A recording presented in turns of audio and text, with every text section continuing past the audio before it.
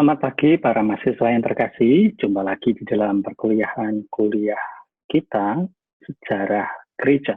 Kita akan lanjutkan setelah minggu yang lalu kita membahas tentang heresis atau ajaran-ajaran bid'ah, lalu gereja ortodoks, lalu Bapak Apostolik dan Bapak Gereja. Di pagi hari ini kita akan melajari konsili-konsili yang dilakukan oleh gereja. Dari pertama ada konsili hingga konsili Vatikan yang kedua. Baik, mari kita lanjutkan dan perkuliahan kita di pagi hari ini.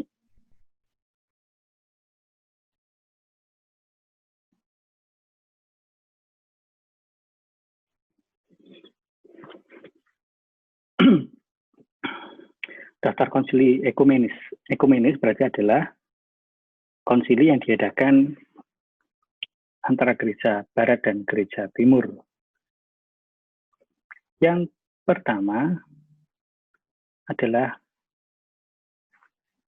konsili Nikea yang pertama, yaitu dilaksanakan pada bulan Mei hingga bulan Juni tahun 325. Waktu itu Kaisar Konstantin Agung dihadiri pula kurang lebih 300 uskup.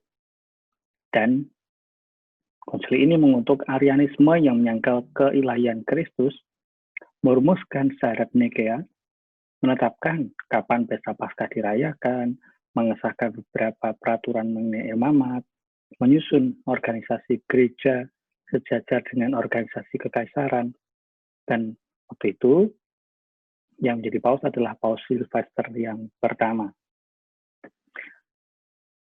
Konsili yang kedua adalah konsili Konstantinopel yang pertama, bulan Mei hingga bulan Juli 381.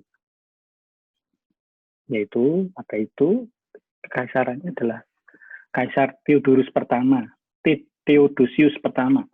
Dihadiri kurang lebih 150 uskup dari gereja timur, mengutuk berbagai jenis Arianisme dan Macedosianisme yang menyangkal keilahian Roh Kudus. Melengkapi rumus syahadat Nikea, menetapkan bahwa uskup Konstantinopel menjadi yang terkemuka di bagian timur tanpa meragukan kedudukan paus atas seluruh gereja. Kesaksian atas ciri ekumenis konsili ini berakhir waktu konsili Chalcedon mengesahkannya pada tahun 451. Dan paus yang berkarya pada waktu itu adalah Paus Damaskus yang pertama. Efesus. Konsili Efesus dilakukan pada bulan Juni dan sampai dengan Juli tahun 431. Kaisar Theodorus II. Dihadiri kurang lebih 200 uskup. Dan konsili ini mengutuk Nestorianisme dan Pelagianisme, menerimakan gelar Bunda Allah Theotokos pada Bunda Maria, Bunda Allah Putra sebagai manusia. Dan paus yang berkarya adalah Paus Celestinus yang pertama.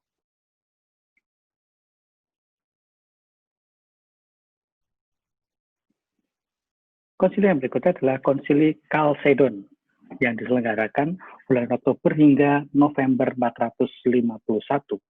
Dan kekaisaran waktu itu dipimpin oleh Kaisar Marcianus, dan gereja adalah waktu itu Paus Leo yang pertama.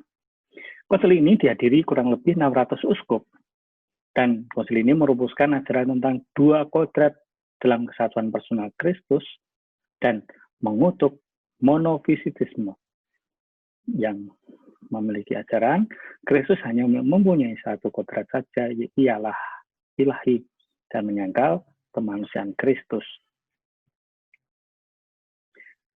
Konsili yang berikutnya adalah konsili Konstantinopel yang kedua, diselenggarakan pada bulan Mei hingga bulan Juni 553. Masih Kaisar Marcianus dan Paus Leo pertama, yang dihadiri kurang lebih 165. Dan konsili ini mengutuk ketiga bab karya Theodorus dan Swedia, Theodoret dari Siprus, dan Ibas dari Edessa, karena berbau Nestorianisme.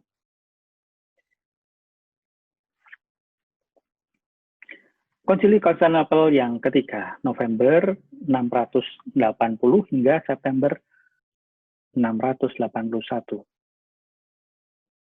Waktu itu Kaisar Konstantinus keempat dihadiri kurang lebih 170 uskup, mengutuk monotelitisme yang mengajarkan bahwa kehendak Kristus hanya satu, yaitu yang ilahi. Paus yang berkarya adalah Paus Agato. Konsili Nikea yang kedua, September hingga Oktober 787. Waktu itu Ratu Irene yang hadir dalam konsili itu adalah 300 uskup. Konsili ini mengutuk ikonoklasma yang menolak gambar-gambar suci. Katanya patung-patung adalah penyembahan berhala. Dan adopsionisme yang mengajarkan bahwa Kristus hanya anak angkat Allah. Paus yang berkarya waktu itu adalah Paus Adrianus yang pertama. Konsili Konstantinopel yang keempat, Oktober 869 hingga Februari 870. Kaisar yang memimpin adalah Kaisar Basilius pertama, dan konsili ini dihadiri 102 uskup. Konsili ini mengutuk ikonoklasme lagi dan memecat Pontius sebagai Patrik Konstantinopel dan menetapkan kembali Ignatius menjadi Patrik. Inilah konsili terakhir yang diadakan di bagian timur yang diakui juga sebagian besar gereja-gereja Protestan. Paus yang berkarya waktu itu adalah Paus Adrianus yang pertama. Konsili Lateran yang pertama diselenggarakan pada bulan Maret hingga April 1123. Paus yang berkarya waktu itu adalah Paus Calixtus II. Dan konsili ini dihadiri kurang lebih 300 uskup. Dan konsili mengesahkan Concordat Worms berkaitan dengan pengangkatan para uskup dan abad dalam Kekaisaran Jerman. Menyetujui 25 kanon untuk meningkatkan mutu gerejani, antara lain tentang selibat para imam. Konsili Lateran yang kedua, bulan April 1139. Paus, waktu itu Paus Innocentius II. Kurang lebih dihadiri 1000 uskup dan abbas. Konsili ini mengambil tindakan mengakhiri skisma akibat adanya seorang paus tandingan dan menyetujui 30 kanon, antara lain menyatakan bahwa tak bisa merupakan halangan untuk kawin dengan sah. Konsili Lateran yang ketiga, Maret 1179.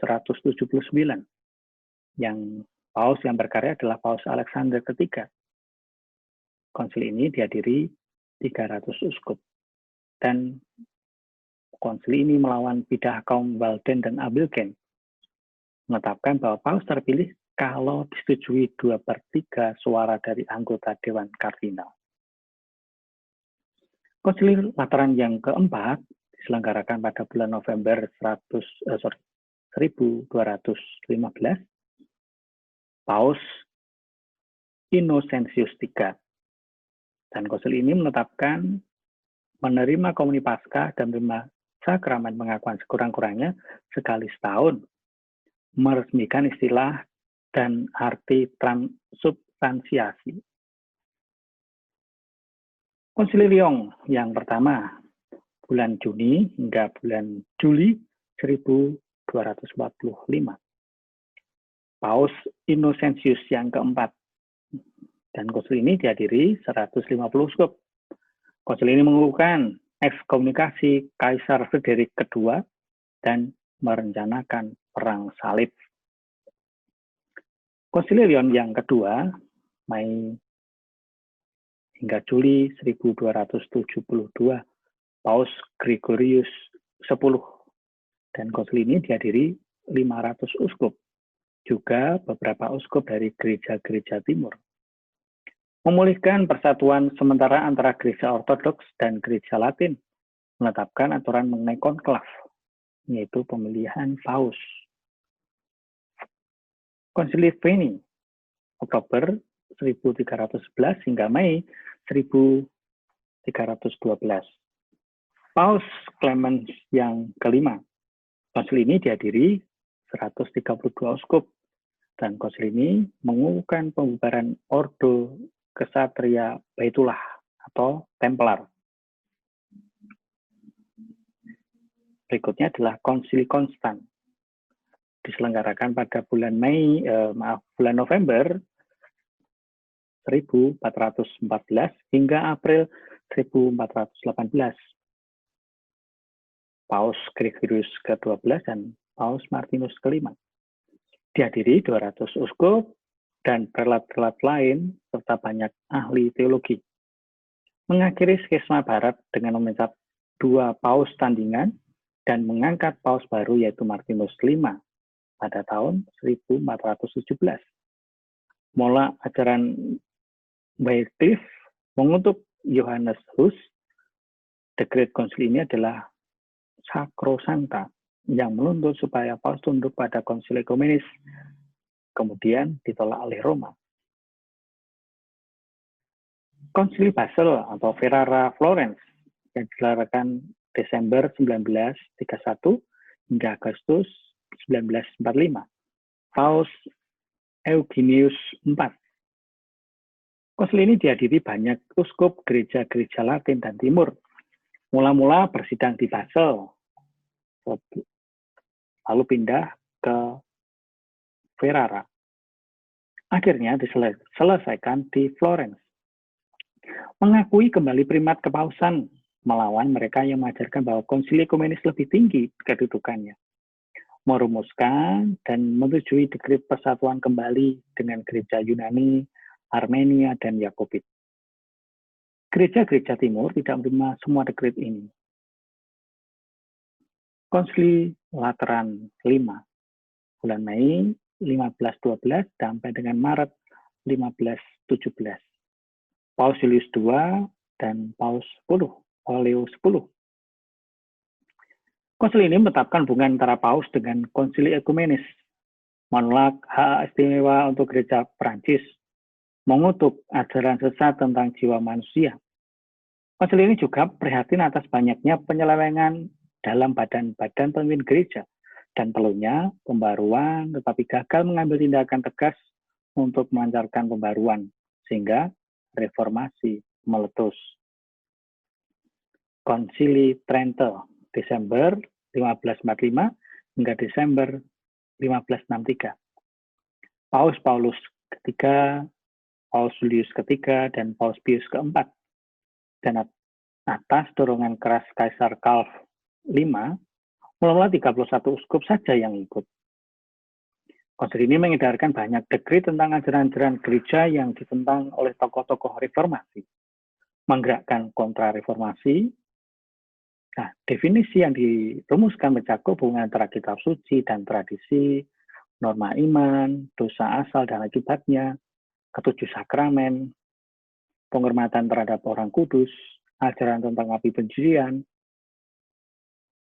indulgensi, yuridiksi, paus, hakikat pembenaran dan rahmat, sifat kurban dari perayaan Ekaristi, memajukan pembaruan liturgi, tata tertib gerejani, dan pelajaran agama, mendorong mendirikan seminari-seminari. Konsili Vatikan yang pertama, Desember 1869 hingga Juli 1870. Paus Pius IX. Yang hadir adalah kurang lebih 642 uskup. Konsili ini dimaksudkan untuk membahas banyak ragam persoalan.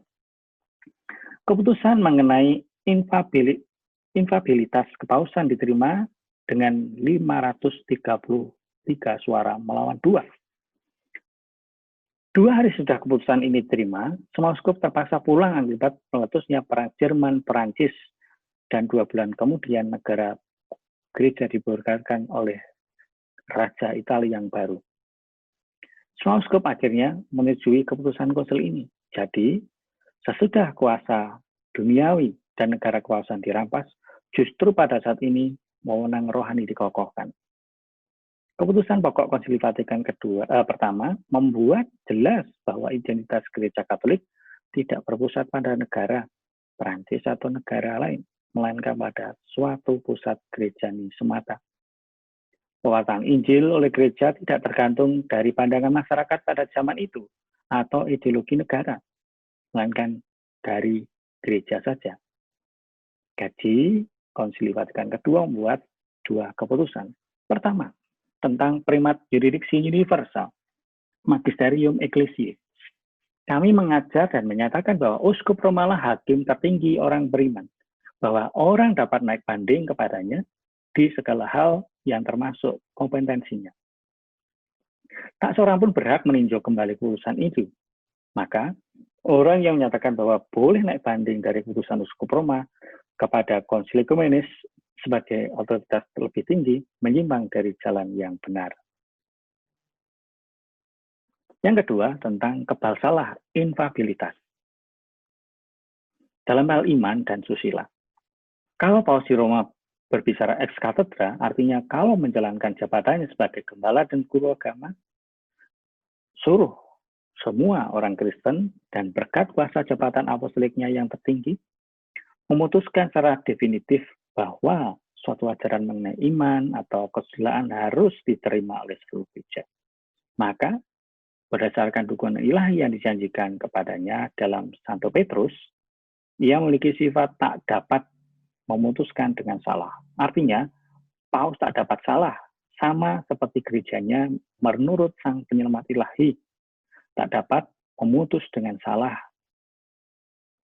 dengan salah jika memutuskan sesuatu dengan definitif tentang ajaran yang menyangkut iman dan kesusilaan moral.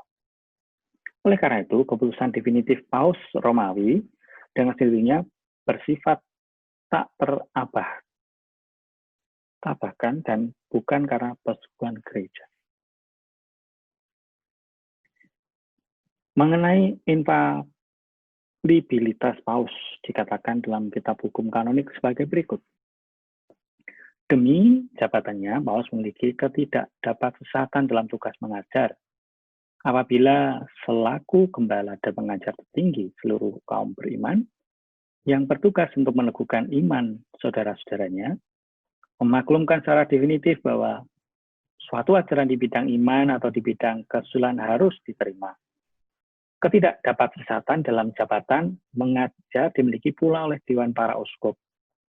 Apabila para uskup bergabung dalam Konsili Ekumenis, melaksanakan tugas mengajar dan selaku pengajar dan hakim iman dan kesusilaan harus diterima secara definitif.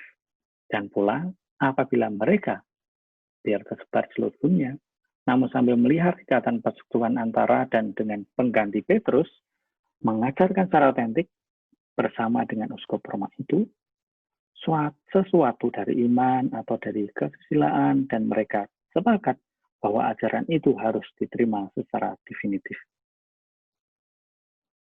Tiada satu ajaran pun dianggap sudah ditetapkan secara tak dapat sesat, kecuali jika itu sudah jelas dan pasti.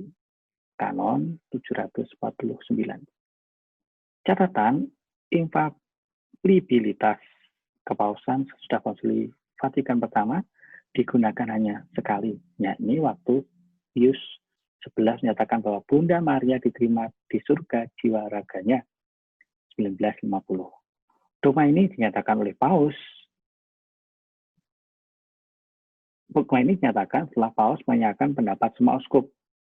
Namun demikian, pernyataan kepausan sebelum Konsili Vatikan kedua, terutama ensiklik sering disanjung terlalu tinggi. Sebaliknya dengan tendensi yang berlaku sesudah Konsili Vatikan kedua sampai kini. Konsili Vatikan kedua, Oktober 1962 hingga Desember 1965. Dibuka oleh Paus Yohanes 23 dan dilanjutkan dan ditutup oleh Paus Paulus ke-6. Dihadiri 2.540 uskup. beberapa jenderal ordo, serta kongregasi religius. Juga banyak teolog dan penasihat, para pendengar awam, dan pengamat dari gereja-gereja bukan Katolik. Konsili yang sangat luar biasa, konsili yang diselenggarakan oleh Paus Yohanes 23 ini. Nah, tujuan konsili ini adalah, konsili ini diprakarasi dan dipanggil Paus Yohanes 23, supaya seluruh gereja Katolik membaharui diri, sehingga lebih siap menghadapi tantangan zaman pada akhir abad kedua, 20 maksudnya, segi Arjunaminto. Paus mengharapkan bahwa suatu pembaruan dalam akan mempererat persatuan semua orang yang percaya akan Yesus Kristus, Tuhan, penyelamat semua manusia, dari segi ekumenis. Paus Yohanes 23 melihat tanda zaman bahwa seluruh kehidupan gereja ini membutuhkan pembaruan sesuatu dengan semangat Injili, supaya Roh Kudus yang menjiwai gereja menjadikannya sarana pembaruan dan persatuan dunia. Karena dalam struktur, hukum, teologi, moral, hidup rohani, dan ibadat gereja ini terdapat terlalu banyak bungkus dari zaman lalu yang perlu ditanggalkan, supaya isi yang asli tampak lagi dengan lebih jelas dan menarik. Iman yang sama sejak zaman para rasul itu harus dapat dihayati dan diamalkan sesuai dengan rasa hidup orang abad ke-20 di segala benua. Kalau demikian, maka diharapkan bahwa pengutusan gereja dimengerti dan diterima dengan lebih mudah. Dan maksud Konsili Vatikan kedua ini adalah, sesuai dengan undangan Yohanes 23, konsili ini bertolak pastoral, bermaksud menyadari masalah-masalah zaman kita ini, lalu mencari petunjuk-petunjuk konkret. Bagaimana iman Kristiani dapat diamalkan sebagaimana mestinya, baik secara individual maupun bersama-sama oleh seluruh umat Allah pada zaman ini.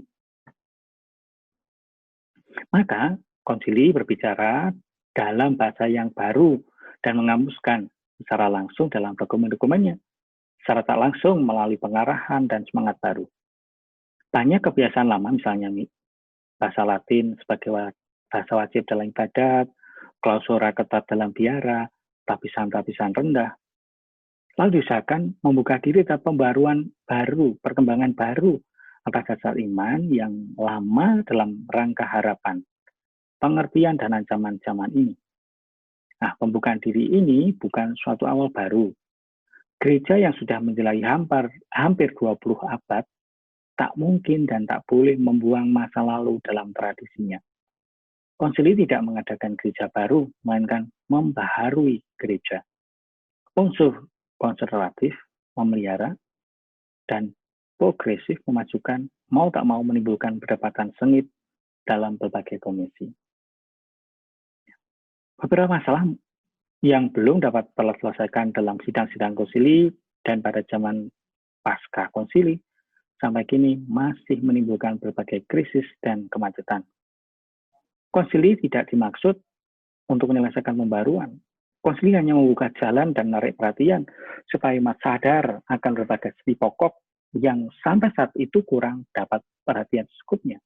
Misalnya, martabat dan hak asasi semua orang, kebebasan beragama sebagai cita-cita yang luhur, pengertian perkawinan sebagai ikatan cinta kasih, manfaat diakonat, kolegalitas para uskup dan para imam dengan uskup mereka, pengertian gereja sebagai umat Allah yang bersiarah. Dua dokumen pokok yang mengungkapkan tujuan konsili adalah pembaharuan diri, ex intra, supaya lebih mampu menjalankan dialog dengan dunia luar, et extra, yaitu konsili dogmatik Lumen Gentium, cahaya bangsa-bangsa yang menguraikan masalah gereja, dan konsili pastoral Gaudium et Spes, gembira dan harapan, yang membahas peran gereja di dunia modern. Konsili Vatikan kedua menimbulkan harapan besar bahwa pembaruan akan melahirkan gereja yang mekar secara luar biasa. Pentakosta yang baru yang telah lama diharapkan kini datang. Dengan gembira dan semangat besar, visi yang baru, serta kebebasan baru, mulailah orang awam, biarawan, dan imam membarui gereja menurut selera masing-masing. Banyak hal diperbaiki dan dirubah saja. Banyak kebiasaan yang usang ditinggalkan, semangat bebas dinikmati. Terdorong oleh Roh Kudus, wajah gereja didandani dan sekaligus dipermak. Pembaruan gereja, pembaruan iman dan hidup Kristiani tak mungkin terlaksana dengan mengeluarkan dekret-dekret, dengan menghentikan kebiasaan lama saja. Misalnya pujian, perarakan, keharusan memakai jubah, menyusun kembali aturan hidup membiara, dan sebagainya. Dan mulai cara baru menurut selera orang. Setiap pembaruan yang nyata-nyata berhasil dalam sejarah gereja, berdasarkan suatu spiritualitas yang tak terkalahkan adalah semangat rohani mencintai gereja dan tidak mengundurkan diri dari gereja. Pembaruan mustahil tanpa membuka diri, menyadari perubahan yang berlangsung dalam masyarakat, lalu memberi jawaban yang meyakinkan berdasarkan iman Katolik.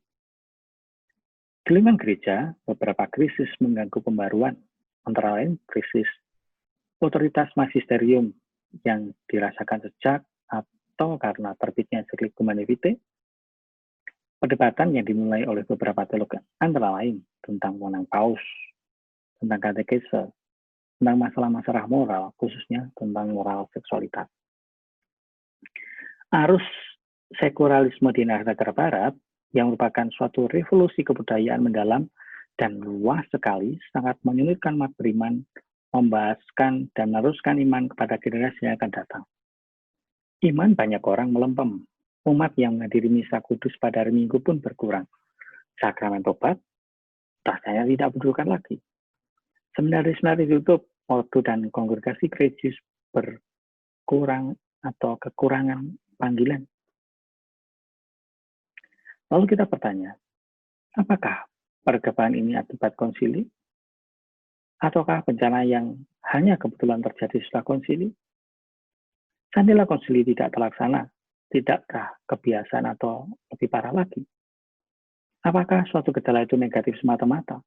Ataukah merupakan isyarat bahwa gereja sedang berubah sebagaimana mestinya, atau bahwa pembaruan belum cukup radikal, belum sampai ke akarnya?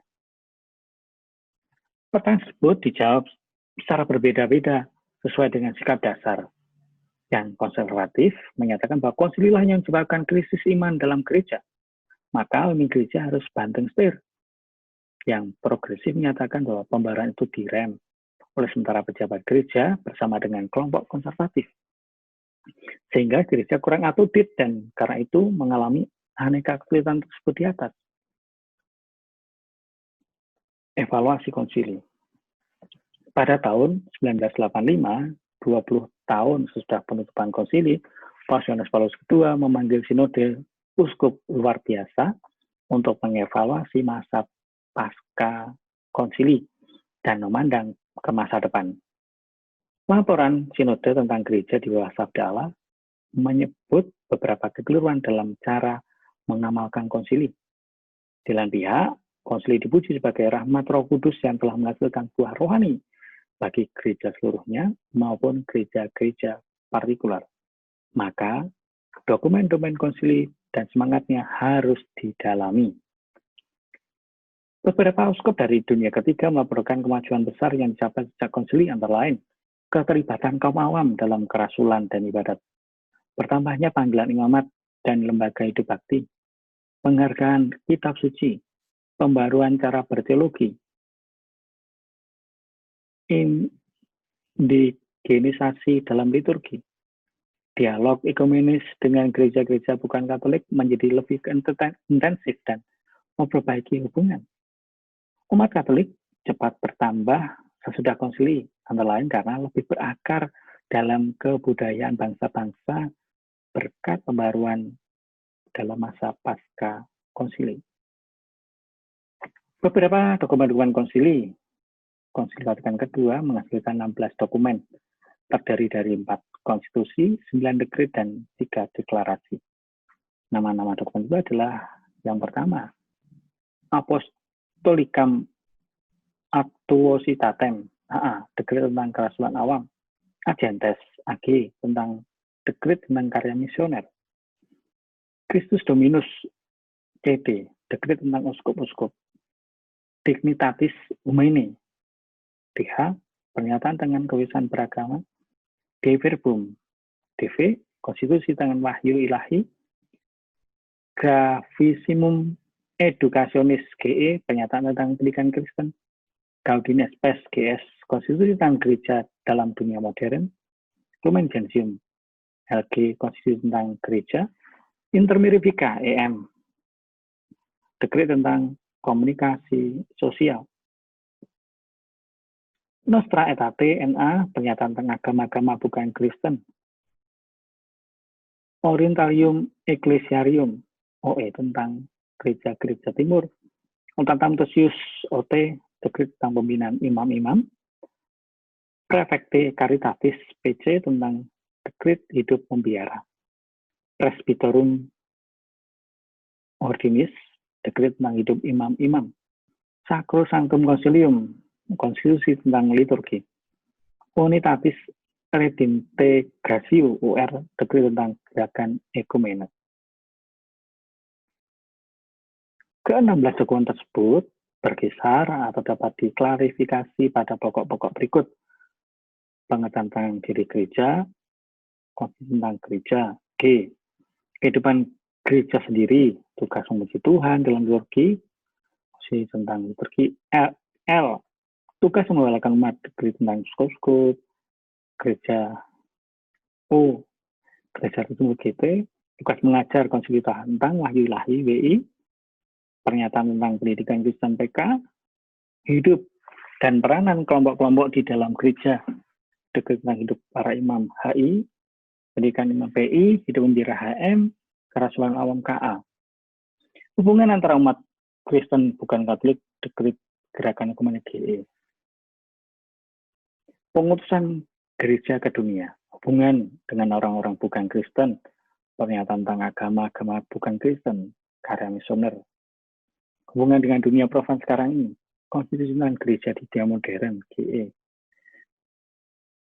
Dekret tentang konstitusi LKS, sikap terhadap masyarakat pluralitas, pernyataan tentang kebebasan beragama, KP.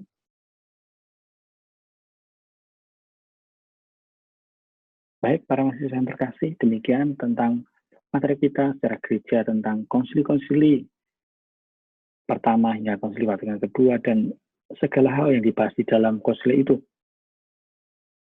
Semoga semakin memperdalam pengertian kita, pengenalan kita akan gereja, dan semakin membuat kita semakin mantap dalam iman kita. Sampai ketemu di perkuliahan di minggu yang akan datang.